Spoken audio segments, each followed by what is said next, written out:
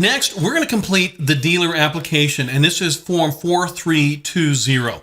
You know, we have one of the longest dealer license applications in the country, so we are going to spend some time on this application. The dealer application has to be completed correctly and in its entirety. So mistakes on your dealer application can definitely lead to delays in the approval of your dealer license. So you want to make sure that you are completing this form correctly. And you can download this form at the autodealers.ohio.gov website. So let's take a look at the first page of this application, and I'm going to magnify the screen so you can see the information a little more easier. Let's take a look at the first question box at the very top. The BMV wants to know if you are a manufacturer of motor vehicles. Manufacturers of motor vehicles are prohibited from holding retail dealer licenses. The United States has what is known as a three-tier manufacturer system, where a vehicle manufacturer, like say for example Chevrolet, must sell the vehicles they make to a franchisor like Mark Wahlberg Chevrolet, and then Mark Wahlberg Chevrolet sells the vehicles to the retail customer. This three-tier system prohibits manufacturers like Chevrolet, Ford, Nissan, and Toyota from opening their own dealerships. So if you are not a manufacturer, you will check yes on this first question, but don't check yes, if you're Henry Ford the fourth, but only check yes if you are not a manufacturer, and then you will be legally eligible to have a retail dealer's license. The next question wants to know if you or your spouse is a veteran. And if you or your spouse is a military veteran, the BMV will expedite the approval of the dealer license. If you or your spouse are a veteran, make sure to enclose your DD-214 discharge papers. If you or your spouse are not veterans, just check no, and you should still receive your dealer's license in about 4 to 6 weeks. Veterans, however, get theirs a little bit quicker because their applications are expedited. Next, you're going to see these 4 boxes, and you will only check one of these boxes. The BMV wants to know what the majority of your sales will be, whether it is used motor vehicles, used motorcycles, used all-purpose vehicles, or used trailers. So you will only check one of these boxes to let the state know what the majority of your sales will be. In the next dealership information section, you will enter your registered name and your fictitious name or trade name. Let's say, for example, you're Ohio Motors LLC doing business as Columbus Auto Sales. Well, you would enter Ohio Motors LLC in the business name registration space and Columbus Auto Sales in the registered or fictitious name space. Now, these names that you enter also could be the same. So let's just say, for example, you're Columbus Auto Sales and you're doing business as Columbus Auto Sales. Well, you could enter Columbus Auto Sales here and then Columbus Auto Sales down here in the fictitious name as well. But if you have a corporate name that is a separate named entity, you would put the registered corporate name up here. Always remember your fictitious or trade name is basically what you are doing business as, and that is the name your customers will always recognize you as. So be sure also to enter the date that you registered your business entities with the Secretary of State, and I'm going to show you how to do that later on in this course. Now you'll enter your exact dealership address, and this must be a physical address to show the BMV exactly where your dealership is located. Enter a P.O. box if you have one, the county and city and etc., and then enter your business phone number right here, okay? And I want to remind you, this phone number must match the number that you have posted on the front of your building, and this is the number which you will always answer in your dealership name. This is your official dealership phone number. You can also enter an alternative number, like maybe a spouse's cell phone. Make sure and enter that information correctly, and also enter an email address. That way the BMV can contact you, say, for example, the dealer online licensing system's down or something like that, or changes to temporary tags. We'll cover those here in just a little bit.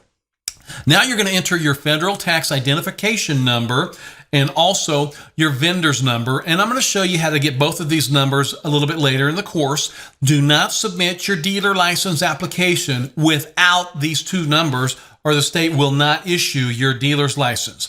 Then you're going to enter your bond carrier, your bond number, and the expiration date of your bond.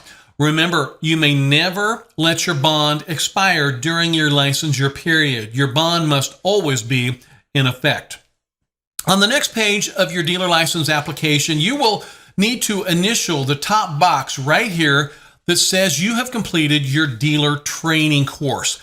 And the course completion date that you enter right here needs to correspond with the certificate of completion that you will download at the end of your dealer training course. And right over here to the right, see where it says course provider number? You'll need to enter this course provider number correctly, which is CP0000002. Did you get that? It's CP like course provider 0000002. So it's CP followed by 5 zeros and then a 2. And your course provider number will also be on your certificate of completion. And it's also on the front of the dealer manual that you downloaded at the beginning of the course. So the next section right here basically explains your fingerprints, which we've already covered. But I want to bring your attention down here to the business entity box, okay? I want you to be aware that the business entity that you have decided for your dealership will determine the title of each owner. So say, for example, you are operating your dealership as a sole proprietor. You would check sole proprietor here, and then on your title, you would be a sole proprietor, and then you would enter your name, address, that's your home address, your social security number, telephone number, and also that you have completed your fingerprints and the date that you have completed your fingerprints. Now, if you're operating your dealership as an LLC, then you would be clicking on, you would check LLC, and each person who's not on the license will be referred to as a member, okay? So each person whose name on the license would be a member, and by the way, you can be a single member LLC if you want, that is allowed. Or you might choose to operate your dealership as a business trust. And if you're a business trust, then each of the owners is referred to as a trustee. So you would check the trustee box on each person's name that appears on the application. Or maybe you're going to run your new business as a partnership. And if that's the case, then each person whose name is on the license will be referred to as a partner, okay? Now, finally, if your dealership is a corporation, then you will need to check which of the owners is going to be the president, which of the owners is the vice president, and on the next page, you'll need to designate the treasurer and the secretary of the corporation. So basically, your business entity will determine the title of each person whose name appears on the license. But before we continue, I want to read this very, very important statement that you see right here. Right here it says, I, as an authorized representative of the business entity or sole proprietor, to the best of my knowledge and belief, acknowledge responsibility for any misrepresentations on the foregoing information and the subsequent statements in this application and any additional documents as applicable. So everything that we're stating here is true and correct. And I want to remind you, we can never put false information on a dealer license application. Number one, that would lead to the revocation of your dealer's license, and you could be charged with a misdemeanor. So you want to be aware of that. First question, does the business listed on the application have a net worth of at least $75,000? Remember how we discussed the net worth just a little bit ago? Do not check yes unless it is true, okay? So next, on question 2, have you secured your $25,000 dealer surety bond? Obviously, you have to have your bond. And then the BMV also wants to know if you have an ownership interest in another motor vehicle entity. So maybe you own a detail shop or a repair shop or a towing company, or maybe even a car wash. The state wants to know if you own another motor vehicle entity. And this is not a problem. It doesn't bring up any red flags or anything like that, but the state wants to know if a dealer owns another business that involves any motor vehicles. Then the state wants to know if you or a partner have ever applied for a dealer's license, an auction license, or even a salesperson's license in the past. And if so, you'll need to enter your business name, the date, the type of license, and the permit that you were issued, that permit number. And then the state wants to know if you've ever had a dealer's license suspended or revoked in the past, and also if you've ever been involved in a fraudulent act that involves motor vehicles. And at the bottom of this page, you're being asked if you've ever rolled back odometers. So hopefully you haven't. Obviously, that's a big no-no in this industry, but you certainly want to let the state know if you've ever rolled back odometers. On the next page, and question number 9 wants to know if you are currently being sued over a motor vehicle transaction and the lawsuit is still pending. So if you currently have an unresolved lawsuit against you involving a motor vehicle, the state wants to know about it. Next, on the established place of business section, you will need to initial that, yes, you are aware that your building must meet all local zoning requirements, and your lot must meet all local zoning requirements as well. Now we're going to choose our lot size. So remember, if you're selling more than 10 retail vehicles at a time, you're going to need to have a lot that's at least 3,500 square foot or larger, and that's the large lot requirement. But if you're selling less than 10 vehicles at a time, then you can have sufficient space for 10 or less vehicles, and that's referred to as the small lot. So where it says established place of business meets the requirements of, well, you will enter A if you have the large lot, and you will enter B if you have the small lot. Don't enter A and B, enter only A or B. On question C, the state wants to ensure the main focus of your building is the operation of a motor vehicle dealership. So let's say, for example, you have a repair facility. The state wants the repair facility to support the operations of the dealership. The state does not want you to open a small little dealership that supports the operation of some huge, massive repair facility. They want to make sure the dealership is the main focus of your business building. Question D is asking if you have physical separation between your office and your lot from any other business or customer parking. Remember, we must have that physical separation that we discussed a little bit earlier between our business and our display lot. Next, I want to explain question E. If you have a repair facility that is owned by each person on the dealer's license, the repair facility would be considered the same business, and the state will actually allow a door from your office that leads into the repair facility. However, if the repair facility is owned by someone who's not on the dealer's license, well, the state considers that a separate business, and you could not have a door that leads from your office into the repair facility. So if you have a repair facility that is owned by each person on the license, that's considered the same business, and you can check yes on question E. The next question wants to know if you are sharing the building with another licensed motor vehicle dealer. And this is not the norm. Normally, you may have 1, 2, or 3 persons on one license, but the state does allow up to 2 dealer licenses in one building. And if that's the case, then each dealer would need their separate 180-foot square foot office in that building. They would also need separate entrances, separate display lots, separate signage, separate phones, separate bonds, separate records. But if you are sharing the building with one other licensed dealer, then you're going to need to also submit BMV Form 4347.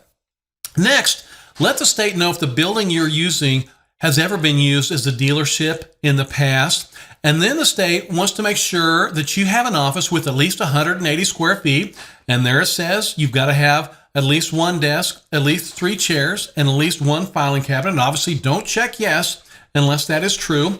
And on the next page at the very top, the state wants to know if you have a sign with the entire registered business name in letters that are at least 6 inches high or larger. Okay, so make sure you got your sign. And next, you're going to enter your hours of operation. Be sure the hours you enter here match the hours you have posted on your building. And remember, these are our official hours that are on record in Columbus. And we would need to be staffed by either an owner, partner, or a licensed salesperson during these hours. And then don't forget your photographs. Remember, you need a picture of your lot, the physical barriers showing separation between your lot and any other business and business customers parking, the inside and outside of the office, the sign with the registered business name, the posted hours, the posted phone number, And don't forget to take that picture from across the street showing your entire operations. Remember, you can enclose all those photographs in your dealer license application packet that you're mailing, or you can email them. And once again, this email address is dealerphotos@dps.ohio.gov. Remember, you need to email your photographs, if emailing, to dealerphotos@dps.ohio.gov with the dealership name and county in the subject line. But next, I want to bring your attention right down here to the subtotal fee that you see here, which is listed at $254.75. That is the fee you pay for your dealer's license, and that includes your one main dealer license plate as well. If you want to order additional dealer plates, you certainly can do that, and as you see, the charge there is $10.25 a piece. Now, the only time you can choose the number of dealer license plates you are ordering is the very first time that you're applying for your dealer's license. As you can see at the bottom of this page here, the BMV will count the number of vehicles that you have sold in 1 year, and that will determine the number of dealer plates that you can receive the following year. So as you see here, if 1 year you had 1 to 10 sales, the following year, the maximum number of dealer plates that you could obtain would be 2. If you sold 11 to 25 vehicles 1 year, the next year you could get 3 dealer plates. 26 to 49 sales would lead to 4 plates the following year. 50 to 99 would lead to 5 plates the following year. 100 to 250 would lead to 10 plates. If you ever sell more than 250 vehicles in a year, then you can have an unlimited number of dealer license plates. So in this box right here, you will need to initial that, yes, you are aware the number of vehicles sold each year will determine the number of dealer plates you are issued the following year. So, if you had a really slow year 1 year, you could actually end up with less dealer license plates the following year. So you definitely need to be aware of that. On the final page of your dealer license application, I want to read straight from the dealer application, okay? It is understood that at the discretion of the registrar, which is the BMV, a physical inspection will be performed by BMV Investigations prior to or after the issuance of the license and at any given time during the period that the license is held. I understand that the license location fails to meet any of the requirements or fails to maintain compliance, it will be immediately referred to the Motor Vehicle Dealer Board for possible suspension and revocation. So I'm going to talk about the dealer board here in just a little bit. And also, if you are ever changing your phone number, your business hours, your owners, or anything like that, as it states right there, you must notify the state within 15 days. It also says right here, I affirm that the motor vehicles owned by this business will be insured or have other financial responsibility coverage and will not be operated without financial responsibility coverage and will not be used as commercial vehicles unless registered. So we're going to talk about dealer insurance here in just a little bit. When you're signing this application, you are promising the state that all of your demos and service vehicles will be insured. So finally, as it says there, I, as an authorized representative of the business entity or sole proprietor, acknowledge that all the information in the foregoing application and any additional documentations is true and correct. So you must make sure that all information is true and correct. And before you sign your dealer application, as you see, this does need to be notarized. So you can take this down to a dealer auction or a bank to have it notarized. In fact, now the state of Ohio does allow online notarization. So if you have a webcam, you can actually have documents notarized online. So make sure you are in front of a notary before you sign your dealer license application. If you're going to mail your application, you can mail that to the Ohio Bureau of Motor Vehicles Dealer Licensing Section. That's going to be at P.O. Box 16521, Columbus, Ohio 43216-6521, or you can actually hand deliver this, and they are located right off of I-70 just west of downtown Columbus, and that address is Ohio Department of Public Safety, 1970 West Broad, Columbus, Ohio 43223-1101. And at the end of every single one of our units, I'm going to go ahead and do a quick review of that unit, so you'll always know exactly what we have learned in that unit. So in Unit 1, the first unit of your dealer training course, we have learned that in order to obtain a dealer license, you must Complete an application. You're going to need to get electronic fingerprints. You've got to have that business building and display lot. You have to have your sign with your registered business name. You're going to submit photographs and maintain business hours. We're going to maintain records, and we have to have that net worth of at least $75,000 and submit a $25,000 dealer surety bond. You have to get your vendor number, register with the Secretary of State, complete that I-9 employment eligibility form for each person on the license and each future employee. You're going to need to obtain your federal employment identification number. You take your dealer course, you get your license, and then the BMV comes out and does that lot inspection that we talked about just a couple of moments ago. I want you to be aware that while you are logged into the learning management system, obviously you are not allowed to fast forward through these videos. However, at any time during or after you complete your dealer training, you can view all the videos in this dealer training course simply by visiting ohiodealer.com. Once again, that's ohiodealer.com. Click on the course videos link that you see there, and you can easily view any video in this course. And at that time, you can fast forward through the videos to find the subject matter that you would like to review. And you can easily do that at ohiodealer.com.